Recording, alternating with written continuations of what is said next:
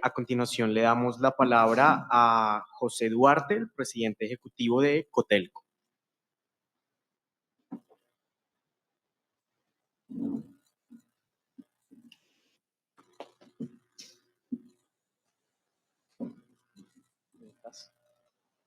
Bueno, muy buenos días a todos.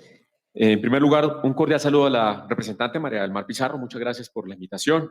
A la representante Olga Lucía Velázquez también, muchas gracias por convocar este espacio importante. Al representante Gabriel Becerra, que estaba ahorita con nosotros, también le quiero agradecer por esta iniciativa que han tenido ustedes, por supuesto, desde la Cámara de Representantes. Un saludo a General Gualdrón, al viceministro de Turismo Arturo Bravo, al director de Seguridad Ciudadana Mario Ortiz, a los compañeros gremiales que nos acompañan, a los empresarios, a las organizaciones de sociedad civil presentes, a todos un cordial saludo. Yo quiero, evidentemente, primero comenzar con unas referencias a, digamos, quizás las apuestas de nuestra intervención van a estar trazadas muy en un plano nacional. Cuando lo hablaba con la representante María del Mar, nos convocó a este escenario un poco para tratar de discernir sobre la coyuntura a nivel nacional. Y voy a tratar de, si se quiere, conectar un poco con la realidad de Bogotá, ya que el general hizo obviamente mucho énfasis en este tema.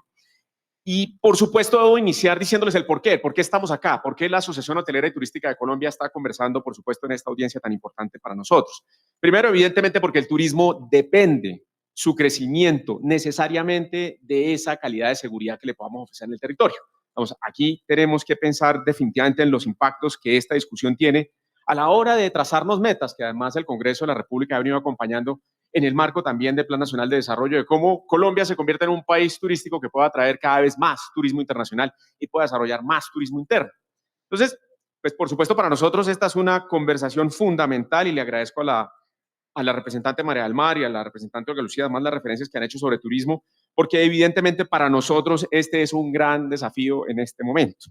¿Cuál es la situación actualmente? Vamos, a nivel nacional voy a tratar de referirme a tres elementos claves. El primero, crimen organizado. Digamos, ustedes, por supuesto, y aquí en particular la policía, el Ministerio de Defensa, nos han venido acompañando en distintas mesas de trabajo, incluso también con los distintos capítulos regionales que tiene Cotelco y nosotros desde Cotelco Nacional acompañando estas conversaciones para tratar de ver cómo abordamos problemáticas, sin duda alguna, asociadas a una estructura criminal organizada, donde necesitamos más capacidades desde la policía, por supuesto, en esa fortaleza de inteligencia para poder desestructurar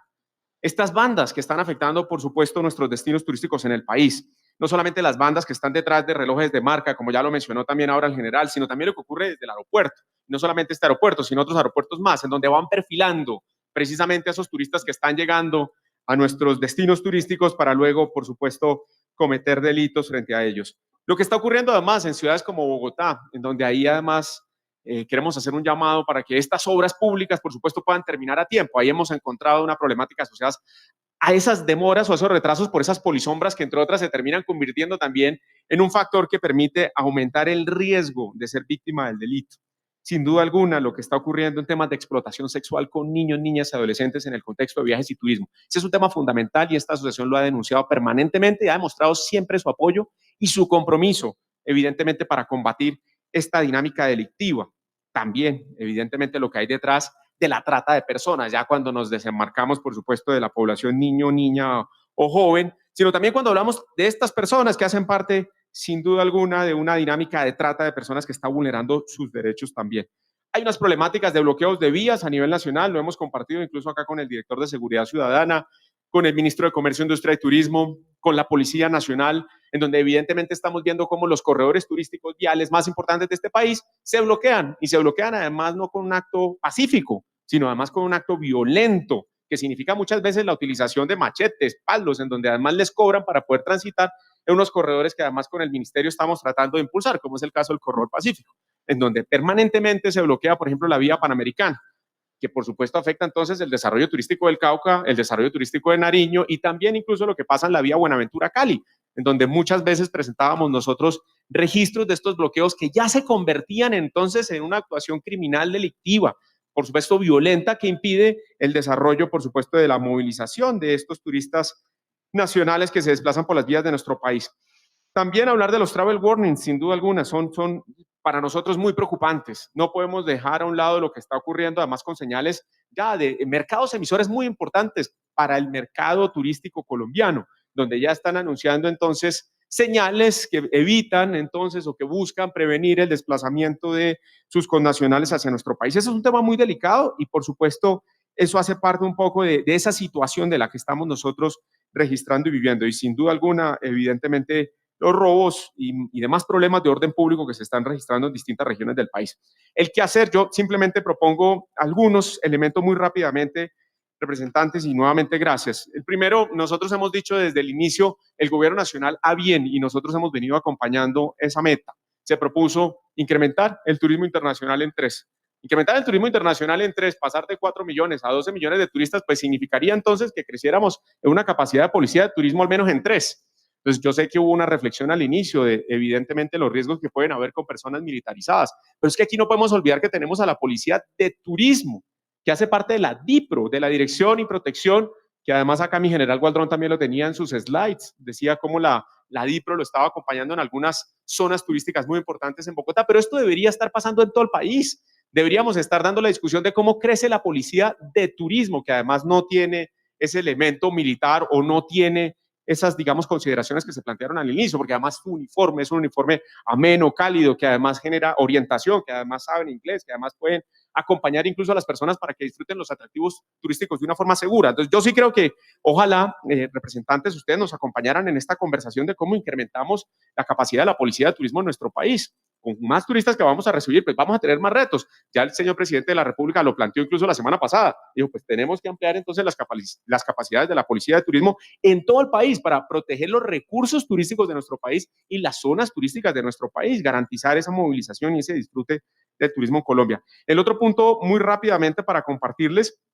es sin duda alguna como nosotros, al menos desde el alojamiento de hospedaje, profundizamos en algo que además quisimos hacer, lo planteamos en distintos espacios de trabajo, nosotros también recuerdo en el Plan Nacional de Desarrollo no lo logramos, pero en otras iniciativas y ojalá de la mano de esta audiencia pública que ya la representante María del Mar habló entonces de una mesa de seguimiento a estos temas, es el cómo logramos entonces una integración con la tarjeta de registro de alojamiento, la registraduría de Inmigración Colombia. Pues nosotros estamos recibiendo incluso personas nacionales o extranjeros que se registran en nuestros establecimientos de alojamiento de hospedaje. Y hoy ya por la ley 2068, esa TRA pues tiene que ser un mecanismo de reporte de quién se está hospedando allí. Bueno, la mínima validación de si esa cédula o no coincide con la cédula que la persona está presentando en ese momento. Y allí, ahora mencionaba la representante María del Mar, la presencia creo que de alguien de la registraduría aquí en este escenario, pues muy al lugar, porque necesitamos también confirmar esa identidad, no solamente de ese nacional, sino también de ese extranjero con un reporte inmediato que se hace a través del CIR, un reporte que además tienen que hacer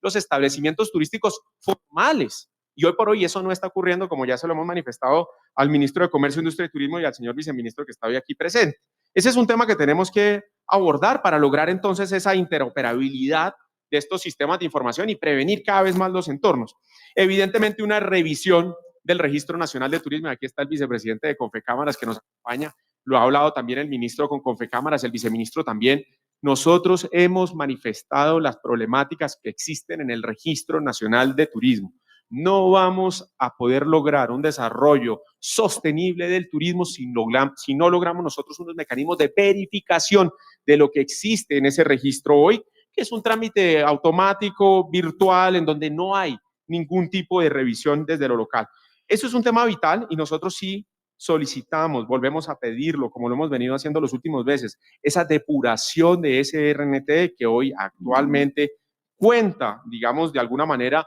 toda esa oferta de prestadores de servicios turísticos y en particular también en lo que nos corresponde a nosotros del alojamiento de hospedaje del país. Ahí tiene que haber un esfuerzo importante que además nos permita incrementar esas capacidades, como lo decía ahora el viceministro, pero también la representante Olga Lucía Velázquez, en términos de previsión, de prevención y de control, porque no solamente es el control sobre el establecimiento que tiene el RNT que se conoce, sino ya podemos, en el aspecto de la previsión, saber en qué zonas se está desarrollando el alojamiento de hospedaje. Y enhorabuena, nosotros sí estamos registrando lo que ha venido ocurriendo en los últimos días en la ciudad de Medellín. Con todo el apoyo de la Policía Nacional, se han venido haciendo los operativos en esos establecimientos que se están ofreciendo en plataformas electrónicas que no cumplen con los requisitos de ley o que incluso no solamente no tienen el Registro Nacional de Turismo al día, sino que además hoy por hoy sabemos que no generan ningún tipo de aporte en términos de recaudo, por ejemplo, de IVA efectivo que luego pueda ser transferido hacia la DIAN o por ejemplo, el aporte en los impuestos parafiscales, o por ejemplo, el pago del impuesto de renta comercial, o en este caso, perdón, el pago del impuesto de renta, pero también el pago del impuesto predial comercial, y a eso me refería en particular. Sobre ahí no existe ningún tipo de aporte sobre una dinámica que tiene que ser realmente una dinámica que también aporte en el desarrollo sostenible del territorio. Ahí no estamos hablando de economía popular, estamos hablando de establecimientos que se están ofreciendo por más de 3, 4 millones de pesos la noche. Y esa es una conversación que hay que dar y hay que darla con profundidad, ojalá, en estos escenarios también, para que realmente hagamos de este sector un sector que pueda crecer de manera sostenible y tener los impactos positivos que todos queremos en el territorio. Muchas gracias.